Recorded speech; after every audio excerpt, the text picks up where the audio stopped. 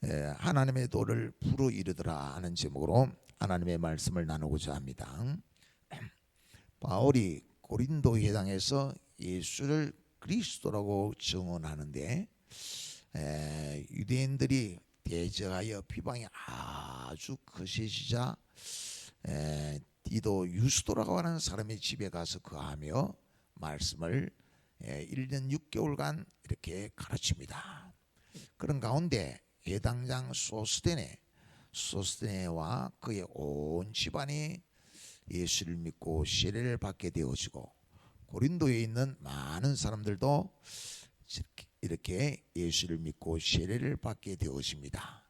이러한 때에 아가야의 총독이 새로 갈리오로 바뀌게 되어집니다. 갈리오가 아가야의 총독으로 이렇게 부임을 하게 되어집니다. 그때 12절에 보면 그렇게 말해요. 갈리오가 아가야 총독 되었을 때 유대인들이 일찍 일어나 바울을 대적하여 법정으로 데려가서 유대인들이 이제 아가야의 총독으로 갈리오가 부임하였는데 이 갈리오가 부임하는데 갈리오가 아주 네로 황제하고 친분이 있고 힘이 있는 분이에요.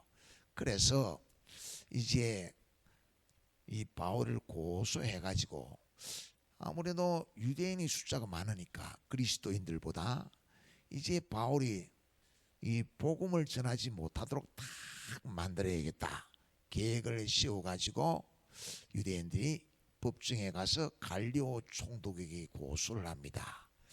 이 바울이 율법을 어기고 하나님을 경외하라고 한다고 곧 불법으로 하나님을 경외하라고 가르친다 하면서 고소를 했어요. 그러니까 갈리오 총독이 그걸 딱 듣고는 결론을 내리기를 너희 언어할 때는 그냥 이 말이 아니고 원어적으로는 로고스 그러니까 너희 말씀 너희 경전 말씀에 관한 것이거나 명칭 예수님이 주다 그리스도다 하는 문제를 가지고 지금 왔거든. 또 너희 법 율법 할례가 어떻고 하는 그런 율법에 관한 것이면 곧 너희 유대교 종교적인 문제면 너희가 알아서 처리해라. 정치적인 나라에 뭐 부정한 일을 했거나 불량한 일을 낸 나라의 법을 어긴 것이면은 내가 법으로 지금 재판을 할 수 있는데 너희 종교적인 문제면 곧 오늘 같으면 정교 분리를 말하는 것입니다. 그러니까 너희가 스스로 알아서 처리를 하라. 그렇게 유대인들이 고소한 것을 기각을 시켰어요. 그래서 법정에서 쫓아냈다. 그러니까 유대인들이 가만히 보니까 이제 어디 가서 하소연할 데가 없어요. 자기들의 계획법에서 다 총독이 그래 하지 마라 이러면 이제 바울의 손발을 딱 묶고 복음을 전하지 못하게 할 수 있었는데 그것이 모든 것이 수포로 돌아갔고 뿐만 아니라 해당장 소스데네가 해당장이 바울이 해당에 와서 말씀을 전하도록 함으로 많은 그리스도인이 이렇게 생겨나게 되었으니까 해당장 소스데네를 잡고 법정에서 나와가지고 막 때립니다. 그래도 그러한데 이 총독 갈리오는 저가 자기들의 종교적인 문제를 가지고 그 해당장 소스데네에게 화풀이를 하는구나. 역시 자기가 기각시킨 대로 그는 종교적인 문제니까 이 해당장 어제 로마 총독 아가야 총독 갈리오는 그게 상관하지 아니했다 그렇게 말해요. 단순히 보면 그렇게 일이 진행되어진 것 같는데 사실은 더 깊이 보면은 모든 일들이 있지요. 주권자가 하나님이거든요. 하나님이 허락하지 않으면 잠시 한마디도 떨어지지 않아요. 하나님의 다 섭리가 있었기 때문에 이런 일이 있다 이 말이에요. 그래서 그런 여러 일들 속에서 우리도 이런 일들이 원치 않는 일들이 찾아오면 그 가운데서 하나님의 선하시고 온전하시고 기쁘신 뜻이 무엇인지를 분별하고 선으로 악을 이겨가야 되는 줄 믿습니다. 바울이 회당에서 열심히 말씀을 전하지요. 실라와 디모데가 마게도나를 거쳐가지고 이 경비가 부족했는데 그런 것을 가지고 옴으로 말미암아 바울은 아주 기도하고 말씀 전하는 일에 집중을 할 수 있게 되었어요. 그때 말씀에 붙잡혀 열심히 말씀을 전하니까 역시 반대 세력 유대인들이 막 대적하며 비방하며 막 일어났거든요. 그래서 다시 내가 유대인들에게 복음 안 전한다 하면서 이방인에게로 가리라 하면서 옷을 털지요. 그때 주께서 환상 중에 임하가지고 바울아 침묵하지 말고 말을 해라. 내가 너와 함께 하기 때문에 너를 해할 자가 아무도 없을 것이다. 왜? 이 성에 내 백성이 많음이라 했거든요. 주님이 함께 하셔서 바울을 해할 자가 아무도 없다 하더니만 그 뜻은 바울에게 하나님께서 사명을 주고 그 사명 감당하는 길을 다 여셔서 이 유대인들이 해방해서 아무도 그것을 해방하지 못하도록 막지 못하도록 신이 함께 하신다고 하신 약속의 말씀이 이루어졌구나 하는 것을 깨닫지요. 때로는 바울이 고린도에 와서 심히 약하고 두려운 가운데 아데네스 전도하는데 전도의 열매가 없어요. 성령이 역사하지 않아요. 그래서 성령의 나타내심과 능력, 성령님과 적극적으로 의시하면서 말씀 전하기로 다 결심을 하지요. 그런 가운데 정말 주님이 함께 하신 놀라운 역사가 일어나는 거예요. 여러분, 의인은 믿음으로 살리라 했어요. 때로는 우리 앞에 가는 길이 막힐 때가 있어요. 골리앗이 쳐들어올 때가 있어요. 그때 어떻게 했지요? 믿음에 집중해야 돼요. 하나님에게 집중해야 돼요. 하나님에게 붙잡히 받아야 돼요. 다윗이 다 하나님으로 충만하여 고린도를 물리칩니다. 우리에게 이 충만이 닫히는 것 같을 때 하나님에게 집중하시고 성령의 인도하심에 집중하시면 하나님의 역사하심이 하나님이 친히 약속하신 대로 세상 끝날까지 함께 하시는 놀라운 역사가 우리 가운데 있을 줄 믿습니다.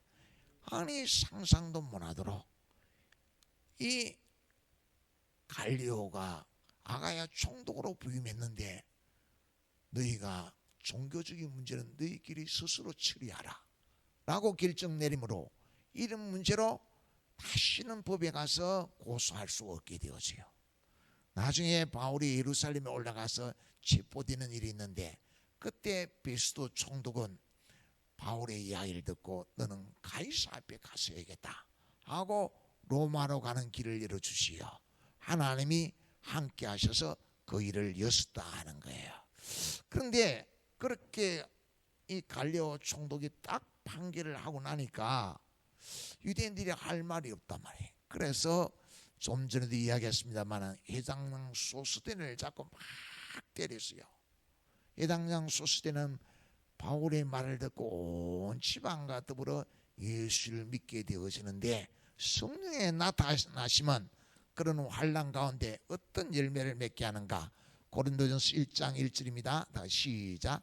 하나님의 뜻을 따라 그리스도 예수의 사도로 부르심을 받은 바울과 행지의 소스데네는 복음을 전하는 가운데 소스데는 온 집안과 더불어 예수를 믿게 되어지므로 유대인들에 의해서 많은 박해를 받았는데 그런 일들을 통하여 성령은 바울과 동력하는 동력자가 되게 해요.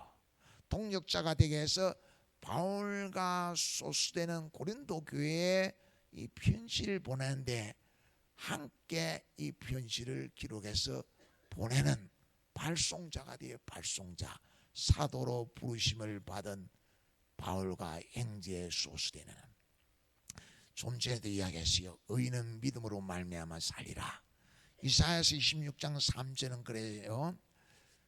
주께서는 이제 심지가 견고한 자를 평강하고 평강하게 하신다. 왜? 그가 주를 신뢰함으로. 홍해가 찾아오든지 경제적인 어려움이 있든 여러 일이 찾아올 때 모든 만물을 창조하시고 주관하신 분은 하나님입니다.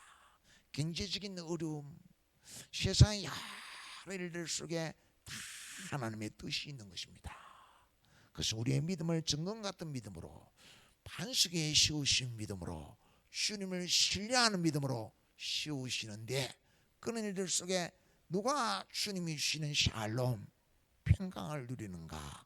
심지가 견고한 자, 흔들림 없이 주님을 바라보는 자, 주님을 의지하는 자에게 성령이 임하셔서 평강을 누리게 하는 거예요.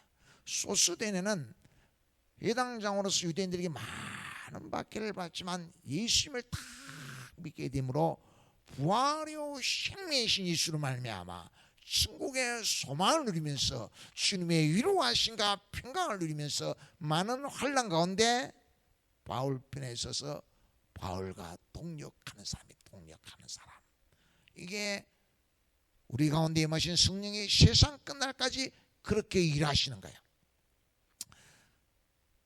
여호수아가 가나안 땅을 정복하지요. 그런 가운데 기브온 사람들이 여호수아의 군대가 여리고성과 아이성 정복한 걸 알고 이렇게 합치를 맺게 하여 우리가 당신들의 종이 될게 하면서 찾아와서 간증을 합니다. 여호수아는 받아들여서 기브온 사람들이 물 깃는 일, 나무 패는 일을 하지요. 그때 가나안 땅에 있는 예루살렘 왕 아도니세덱을 비롯하여 여러 왕들이 다 연합을 해가지고, 아니 이스라엘이 애굽에서 출애굽해서 이리 쭉 가나안 땅을 향하여 오는데, 홍해를 육지같이 건너고 하늘에 만나 먹으면서 누구도 막을 수 없는 하나님이 함께 하시는 은총으로 온다. 역시 그들이 요단을 건너고 여리고성을 정복하고 아이성을 정복했다. 그때 기생 라합은 딱 보니까 하나님이 모든 만물을 주관한 거예요. 하나님과 괴로워 이길 자가 없어요. 하나님은 상천하지, 하늘 위에도 계시고 땅 위에도 계시고 땅 안에도 계시고 언제나 계셔서 만물을 주관하는 편이에요. 그래서 내가 살려면은, 우리의 가정이 살려면은 하나님 편에 속해야 된다. 하나님 편에 서야 된다. 그래서 정탐꾼이 왔을 때 다 하나님 편에 서지요. 역시 기브온도 아니 하나님이 함께 하셔서 홍해를 육지같이 건너고 요단강도 육지같이 건너고 기도하면 반드시 승리를 주는 하나님이 함께하는 이스라엘 누가 이기냐. 그래서 기브온도 기생 라합처럼 하나님 편에 서기 하여 여호수아의 편에 서서 우리는 종이 될게 살리면 달라 하고 찾아오지요. 그래서 여호수아가 받아줘요. 그때 예루살렘 왕 아도니세덱은 연합한 뜻을 함께 하기로 했던 다스 왕들을 불러 모으지요. 야, 기브온이 우리가 다 마음을 함께 하기로 해가지고 여호수아 편에 섰다. 우리를 배반했다. 기브온을 치자. 그래 쳐들어가요. 그러니까 기브온이 여호수아에게 정가를 넣어가지고 빨리 와서 우리를 구해달라고. 그래 여호수아 올라가죠. 올라갈 때 하나님이 여호수아야 빨리 올라가라. 그 예루살렘 왕과 연합군 그걸 다 네 손에 붙였다. 아무도 너를 해할 자가 없으리라 라고 말씀하며 올라가게 하죠. 그래서 그들을 다 물리칠 때에 시간이 자꾸 가니까 여호수아가 말하죠. 태양아 너는 기브온 위에 머물고 달아 너는 아얄론 골짜기에 머물지어다. 그랬더니 지요 해와 달이 머문 시간이 역사 이래 그때와 히스기야 왕 때 해그림자가 10도로 물러간 그 하루가 뒤로 물러가게 했다는 거예요. 그리고 여호수아의 칼에 죽은 자보다 우박에 죽은 자가 많도록, 그래서 기브온을 대적하는 여호수아를 대적하는 그들은 다 그때 정복을 당하게 되었어요. 무슨 말이에요? 하나님은 세상 끝날까지 우리와 함께합니다. 우리를 이길 사람은 없습니다. 하나님이 무엇 우리에게 구원을 주시는 복, 천국의 복을 누리게 하는 복을 누구도 가로막을 수가 없습니다. 그런데 하나님은 어떻게 복을 주느냐? 심지가 견고한 자가 되어서 주를 신뢰하게 해가지고, 신뢰하고 다 믿음으로 하면 요수에게 하는 것처럼 담대하게 해요. 용기를 줘요. 올라가라, 내가 너와 함께하마. 너를 해할 자가 아무도 없으리라. 이것이 있지요. 천국 가는 그날까지 성령님의 심야한 음성을 듣고 확신 가운데 가며 매일매일 우리가 살아가야 하는 삶의 자세예요. 심지가 견고하게 해서 평강에 평강을 더하게 하시는 주님의 은혜가 그렇게 임하는 줄 믿으시기를 축원합니다. 그리고서 있지요. 바울은 이제 2차 선교여행을 마무리하고 3차 선교여행을 출발하고 합니다. 23절에 보면 그랬어요. 23절에 얼마 있다가 떠나 갈라디아와 부르기아 땅을 차례로 다니며 모든 제자를 굳게 하니라. 이것은 이제 3차 전도여행을 출발한다 하는 거야. 갈리오가 유대인들의 고소를 받고 종교적인 문제는 알아서 자체적으로 처리하라. 나라의 법을 어긴 것은 총독이 재판을 하지만 종교적인 문제는 알아서 처리해라 라고 결론 내린 후에 바울은 18절에 보면 바울은 여러 날 머물다가 형제들과 작별하고 배 타고 수리아로 떠나갈새 브리스길라와 아굴라도 함께하더라. 바울이 일찍이 서운이 있으므로 갱거리에서 머리를 깎았더라. 바울은 더 여러 날 머물다가 고린도에 1년 6개월 있었거든요. 그러니까 이 갈리오 총독의 그 기각 판결 후에 더 있는 모든 것들이 합쳐져서 아마 1년 6개월에 포함되지 않는가 그래요. 그러니까 바울은 브리스길라와 아굴라와 함께 수리아로 가려고, 수리아는 이제 안디옥이죠. 안디옥. 이제 1차 선교를 출발했던 지점이에요. 그리로 돌아와서 이제 2차를 마무리하려고 출발을 합니다. 출발하면서 갱그리아에서 서운이 있었으므로 머리를 깎았더라. 여러분, 서운이 있을 때 머리를 깎는 게 아니고 서운이 있었으므로 하세요. 서운이 있었으므로 머리가 많이 길어서 이제 서운의 때가 지났기 때문에 머리를 깎는다 이 말이에요. 그 말은 나시린의 규례가 나시린은 머리에 삭도를 대지 않습니다. 뿐만 아니라 술을 먹지 않고 그 다음에 시체에 손을 대지 않습니다. 정결하게 하면서 다 하나님의 일에 집중하는 거죠. 서원을 지키기 위해서. 무슨 서원을 했는가? 아마 고린도에서 유대인들이 대적하며 막 비방할 때 그때 이제 내가 이방인에게로 가리라 하면서 옷을 털 때 그때 그것을 서원 결단했던 것 같아요.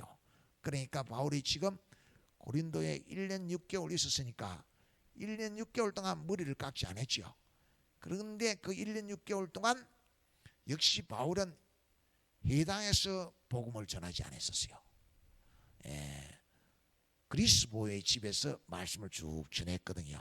그 머리를 깎고서는 이제 수리아로 가는 과정에 이제 에베소를 들리고 가이사를 거쳐 예루살렘을 거쳐 수리아 안디옥으로 오는데 에베소까지는 브리스길라와 아굴라가 동행하지요. 브리스길라 아굴라와 함께 예루살렘에 도착해서는 바울이 해당에서 유대인들에게 이방인에게 가려고 결단했었는데 에베소에서는 유대인들에게 하나님의 또 진리의 말씀을 열심히 가르쳤다 그렇게 말해요. 그러면서 이제 바울은 브리스길라와 아굴라는 남겨두고 아마 기록에 없는데 의사 누가는 데리고 가지 않았나 싶어요. 그렇게 의사 누가와 단둘이 이제 2차 보고를 하고 또 3차를 출발하기 위해서 수리하러 돌아오지요. 그런 가운데 27절을 봅시다. 27절을 보면 아볼로가 아가야로 건너가고자 하므로 형제들이 24절 24절을 보겠습니다. 시작. 알렉산드리아에 산 아볼로라는 유대인이 에베소에 이르러 이 사람은 은변해졌고 성경에 능통한 자라. 아볼로라는 인물이 왔는데 성경을 잘 알아요. 잘 아는데 그런데 25절 그가 일찍이 주의 도를 배워 열심으로 예수에 간 것을 자세히 말하며 가르치나 요한의 세례만 알따름이라. 성경을 많이 아는데 해당해서 아볼로가 말씀 예수를 가르치는데 요한의 세례만 알아요. 예수를 만나지 못했어요. 소경이에요, 소경. 근데 그도 주의 도를 배우기는 배웠는데 누구에게?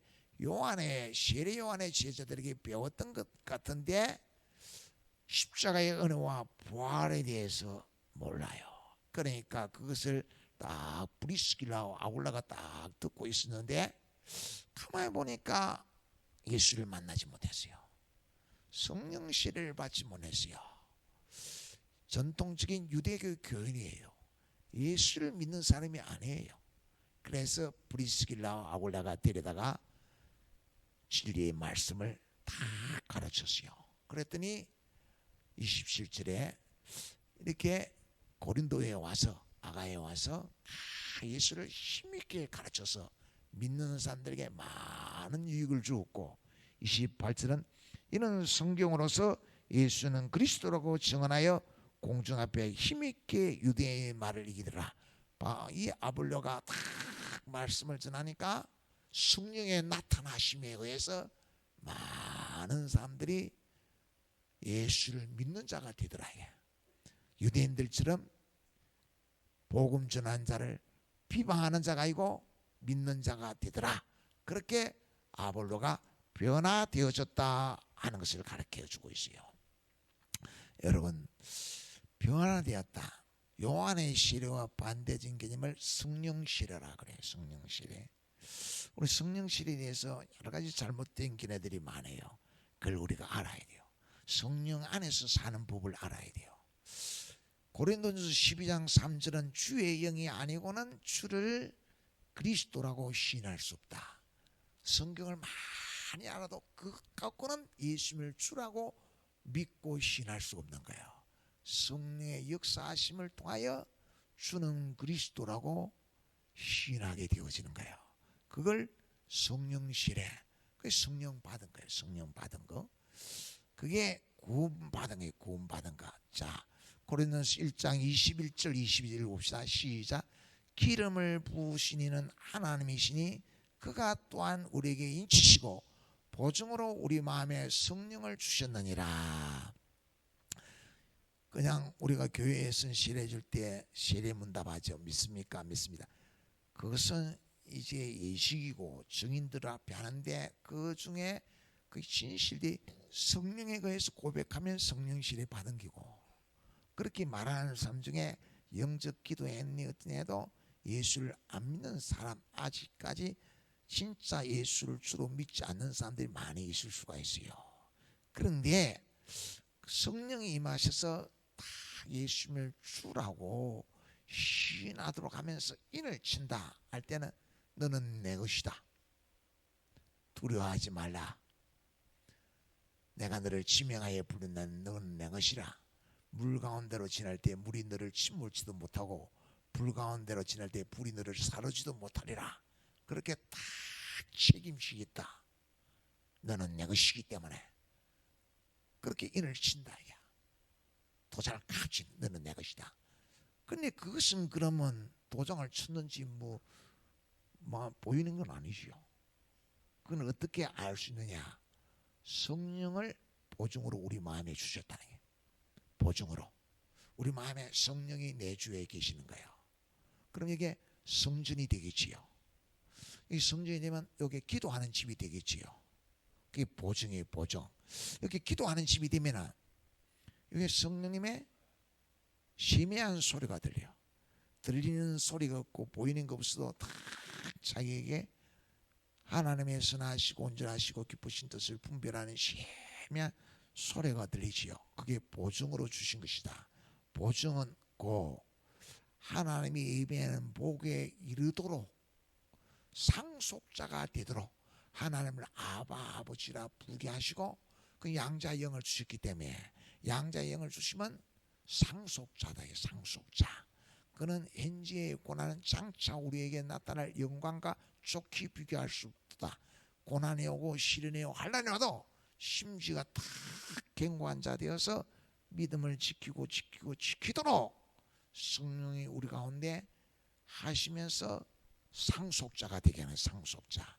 자, 그것을 더 구체적으로 이야기하면은 느헤미야에게 하나님가 예루살렘에서 돌아와가지고 예루살렘에 대한 이야기를 듣게 하지요.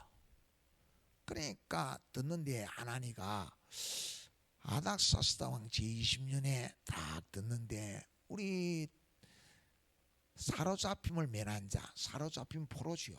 포로에서 면한 자, 포로에서 해방되어 고국으로 돌아가가지고 성전도 짓고 성도 쌓고 다 하라 했는데 가서 성 쌓다가 북왕국 산발랏 도비아가 방해하니까 꼬마 아이고 못하겠다 때 취하보라.